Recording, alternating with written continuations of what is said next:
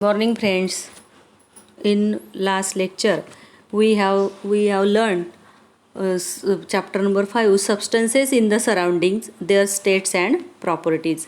In that chapter we have learned change of state of substances, then heat and change of physical substances, physical state, the temperature and the thermometer. And now in this session, today's lecture, we have studied boiling point, freezing point.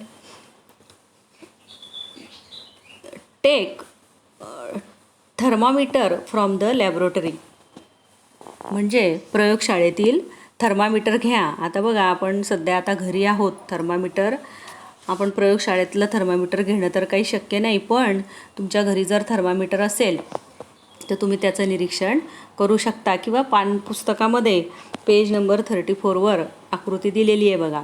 The bulb at its lower end is filled with mercury. या थर्मामीटरचं जे एक टोक असतं बघा, खालचं टोक, त्या टोकामध्ये mercury म्हणजे पारा भरलेला असतो. The mercury rises to a certain level in the capillary tube above the bulb. या तापमापीमध्ये हा पारा फुग्यातील नळीत काही अंशापर्यंत अंतरापर्यंत आपल्याला चढलेला दिसतो. You will see a scale next to the mercury column. त्या मर्क्युरी म्हणजे पाऱ्याच्या स्तंभाच्या शेजारी आपल्याला काही स्केल म्हणजे मार्किंग म्हणजे पाऱ्याच्या स्तंभाशेजारी अंशांकन केलेलं दिसते. Reading the figure near the level of the mercury tells us the temperature of air around the bulb of the thermometer. जर तुम्ही असं एअरमध्ये म्हणजे हवेमध्ये ते थर्मामीटर धरलं तर त्या पाऱ्याची म्हणजे त्या मर्क्युरीची लेव्हल ज्या अंकाशेजारी दिसेल म्हणजे तेवढं हवेचं टेम्परेचर आहे असं समजते. आता जर तुम्हाला बघा पाण्याचं टेम्परेचर मोजायचं असेल, मेजरमेंट घ्यायचं असेल, तर hold the thermometer in water so that the bulb is completely immersed in the water and read the temperature of the water. तो तापमापीचा फुगा पाण्यात पूर्णपणे बुडेल अशा पद्धतीने ती तापमापी पाण्यात धरायची आणि पाण्याचं तापमान आपल्याला मोजता येतं. Repeat the activity taking some hot water in one vessel. एका दुसऱ्या भांड्यामध्ये थोडंसं गरम पाणी घेऊन त्याचं तापमान मोजायचं. And cold water or ice in another. आणि थंड पाण्याचं किंवा बर्फाचं तापमान आपण त्या थर्मामीटरने नोट करायचं. Then the next point is boiling. Water is continuously evaporating. म्हणजे पाण्याचं सतत बाष्पीभवन होत असते बघा. आपलं जे पाणी असतं, आता समुद्राचं पाणी असेल, नदीचं पाणी असेल, त्याचं काय होत असतं, सतत कंटिन्युअसली त्याचं इव्हॅपोरेशन होत असते. We know that water spilled on the floor dries up slowly on its on.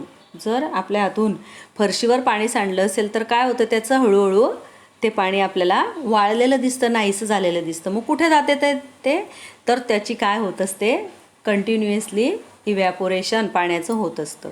This evaporation occurs from the surface of the water. म्हणजे हे जे बाष्पीभवन आहे हे पाण्याच्या पृष्ठभागावरून होत असते. What happens when water boils. जेव्हा पाणी उकळतं तेव्हा काय होतं, as the water gets heated its temperature increases and it evaporates at a faster and faster rate. जेव्हा पाणी हीट करत असतो आपण किंवा पाण्याला उष्णता देत असतो तेव्हा काय होतं, पाण्याचं टेम्परेचर इन्क्रीजेस म्हणजे वाढत असते. And it evaporates at faster and faster rate. आणि ते वेगाने अधिकाधिक जलद गतीने त्याचं बाष्पीभवन होत असते बघा. तुम्ही निरीक्षण करा. आता याच्यासाठी काही प्रयोगशाळेतच जाण्याची गरज नाही. तुम्ही घरीसुद्धा एका छोट्या भांड्यामध्ये पाणी घेऊन गॅसवर ते पाणी ठेवा आणि त्याचं निरीक्षण करा की पाण्याला जशी जशी उष्णता मिळते तसं त्याचं तापमान वाढते आणि त्या पाण्यातून निघणारी जी वाफ आहे ती कशी निघते, वेगाने निघते. Faster and faster. Then we see water bubbles rising. When water kept on a stove attains a particular temperature or level of heat. शेगडीवर ठेवलेल्या पाण्याने उष्णतेची एक पातळी गाठली की पातेल्यातील सर्व भागातून पाण्याचे बाष्पीभवन होऊ लागते. Then evaporate takes place in all parts of the body of a water. Then we see water bubbles rising at faster and faster rates to the surface and steam mixing in the air. अशा प्रकारे बघा सर्व पाणी उकळायला लागलं की ती जी वाफ असते ती वाफ कशामध्ये मिक्स होते, वातावरणामध्ये, हवेमध्ये मिक्स होते. This is called boiling of water or ebullition. यालाच काय म्हणतात, पाण्याचं उकळणे किंवा उत्कलन असं म्हणतात. At sea level pure water boils at 100 degree Celsius. समुद्रसपाटीला शुद्ध पाण्याचं उत्कलन किंवा शुद्ध पाणी 100 अंश सेल्सिअसला उकळते. This is the boiling point of water. मग काय आहे पाण्याचा बॉइलिंग पॉईंट ऑफ वॉटर किती आहे, 100 degree Celsius. When water vapour cools it is converted into water again. बघा ही पाण्याची जी वाफ असते ही जेव्हा थंड होते तेव्हा, किंवा तीसुद्धा त्याच तापमानाला म्हणजे 100 डिग्री सेल्सिअस तापमानालाच वाफेचं पुन्हा कशामध्ये रूपांतर होते, पाण्यामध्ये रूपांतर होते. This process is called condensation. या प्रोसेसलाच काय म्हणतात, condensation. Condensation of steam also takes place at 100 degree Celsius. It means that the boiling point and condensation point of water are one and the same. म्हणजे ज्या तापमानाला पाणी उकळायला लागते त्याच तापमानाला त्या वाफेचं पुन्हा पाण्यामध्ये रूपांतर होते. याच क्रियेला म्हणतात कंडेन्सेशन. आणि हा कंडेन्सेशन आणि बॉइलिंग पॉईंट पाण्याचा एकच आहे आणि तो आहे 100 डिग्री सेल्सिअस. देन फ्रीजिंग म्हणजे गोठणबिंदू. The water kept in a fridge or on ice becomes cooler and cooler, that is its temperature falls. बघा पाणी फ्रीजमध्ये किंवा बर्फावर ठेवलेलं पाणी थंड होत जाते. म्हणजेच काय होतं, त्याचं तापमान काय होते, दॅट इट्स टेम्परेचर फॉल्स म्हणजे कमी कमी होत जाते. At a certain temperature water does not get any cooler but starts freezing and forms ice.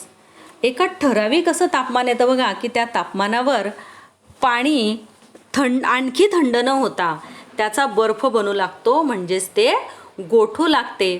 The temperature at which this happens is called the freezing point of water. आणि ज्या टेम्परेचरला हे घडतं, काय घडतं की असं एक सर्टन टेम्परेचर येतं की त्या टेम्परेचरला पाणी थंड होत नाही तर ते गोठायला लागते. आणि या ज्या तापमानावर हे घडतं त्या तापमानालाच म्हणतात पाण्याचा गोठणबिंदू. The temperature at which this happens is called the freezing point of water.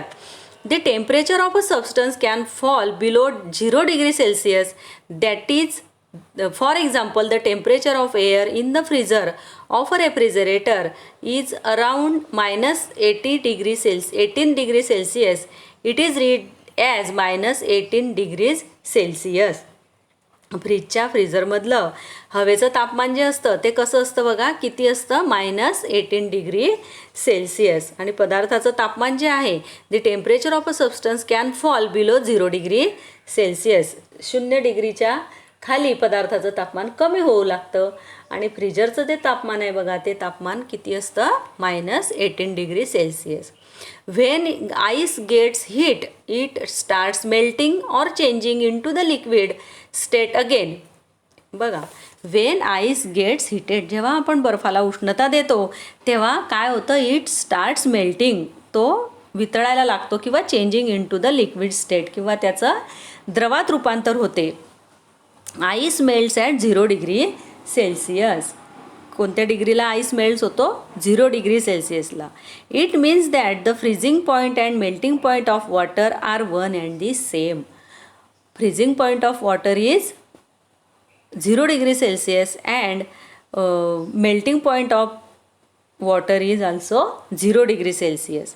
Each substance has a specific boiling point which is also its condensation point. म्हणजे प्रत्येक पदार्थाचा विशिष्ट उत्कलन बिंदू असतो, तोच त्याचा संगणन बिंदू असतो.